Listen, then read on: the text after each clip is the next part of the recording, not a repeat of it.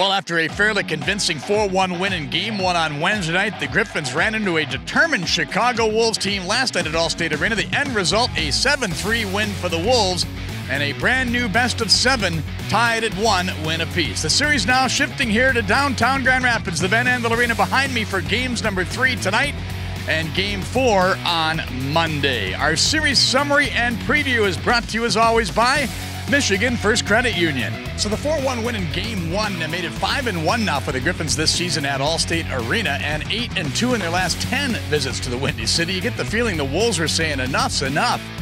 And sure enough, they jumped out to a 3-0 lead in the opening period of Game 2 last night. And it was just too much for the Griffins to overcome, although they did their best to come back.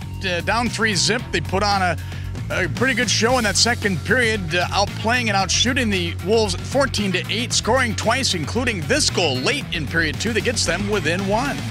Now to Russo to Bertuzzi. Side of the net for Tangradi. 20 seconds to go in the period. 10 remains in the power play. In front shot, score! Evgeny Svechnikov! Power play goal with 15 seconds remaining in the period. So the Wolves then restore their 2-goal lead in the third period, and just about halfway in, the Griffins go back to work on a power play and waste no time, just 4 seconds off the faceoff. Grand Rapids is right back within 1. They'll drop the puck to the right of the Chicago net. Griffins win the draw. Here's a drive. Score! Matt Larino with an absolute bomb just 4 seconds into the power play. Well, eventually the roof caved in on the Griffins as the Wolves scored 3 times in the final 8 minutes of the game. They get goals from 7 different players to run away with it on the scoreboard, 7-3. They also notched 3 power play goals against a Griffins team that had denied opponents on 14 of the previous 15 attempts in this postseason. And the game, well, not surprising, highly physical, very chippy.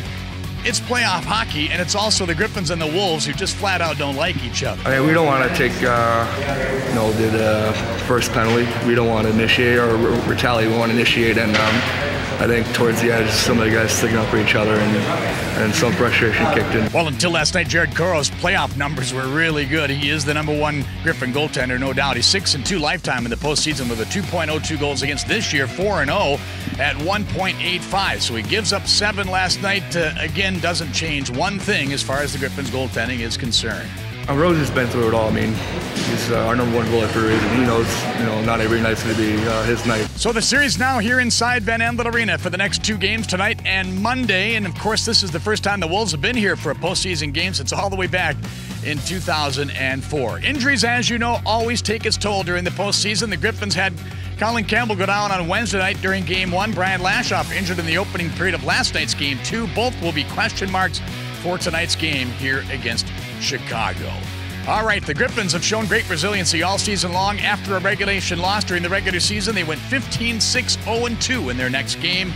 And they've also had good numbers against the Chicago Wolves. Last 13 games in this facility, the Wolves have managed just 3 wins in regulation time. But again, it's the playoffs now, and Chicago proved that last night with a nice bounce back to even up this series. The broadcast tonight from Van Andel Arena comes your way at 6:35 for the pregame show, 7:10 the face-off. You can follow in-game on Twitter as well at Griffins Game Day. It's the Calder Cup playoffs continuing along.